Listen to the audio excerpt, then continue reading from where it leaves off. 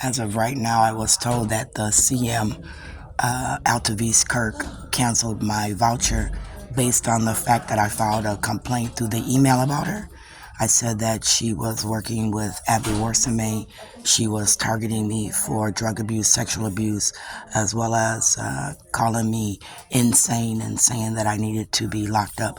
I had a lease with Minneapolis Public Housing Authority from 2003 up until 2014, where my lease was taken from me because I could not prove my kids were deserving of a credit based on, I said, Kim Ellison from District Number 1, Michael Favors from District 281 refused to produce my children's high school diplomas based on the fact I said they were going to be putting them in the North High School special ed program, where the newly implemented Freedom School was giving them things outside the regular public school system or college system allowed. Right now, my college courses are up for grabs under the theory that they're hired to hinder, not help me get my diploma. I've been seeking my college degree since 2010. I wrote FAFSA, federal government, stating that I had to drop out in 2012 because I was attacked by the Minneapolis Police Department, as I sued District Number 1, where Atlee Riley was my attorney, who did not disclose he was a student in school under Amy Jane Getz, who got Robert E. Jones to do a University of Minnesota case study illegally targeting people in the city of Minneapolis who were under the theory of smoking weed, where they said that the weed could make them a criminal, where it did not make them a criminal.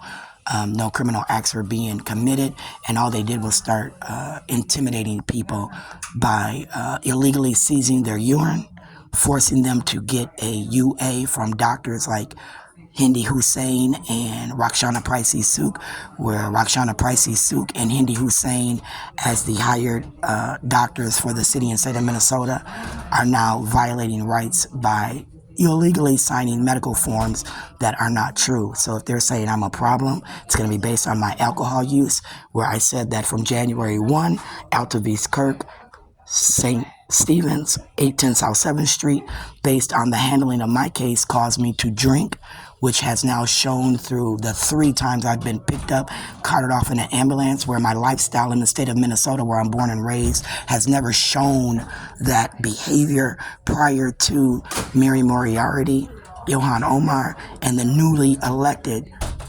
representatives that just got re-elected. I said since they were sought to be looked at 2014, 2015, hired 2016 under the elected body that we were, marijuana users, and they were going to legalize marijuana here. We supported Tim Waltz, we supported Peggy Flanagan, and then they turned around, seized our urine, and then called us criminals, and then took our housing, they took your welfare, they took your food stamps, they took your visits with your children. They said if you did not conform, you are not going to be able to sustain a lifestyle in the city and state of Minnesota like me, where again, I've been sleeping on the street. I slept on the street. I've never in my life, born and raised in the state of Minnesota, slept on the street. I've had jobs. I've had Social Security. I've had things to support me where my resources allowed me to have shelter. Like I said, from 2003 to 2014, where I paid my rent. I paid varying amounts of rent. I also had rent rebates that was due me. I never collected. Why? Because the state of Minnesota did not give me a rent rebate person to collect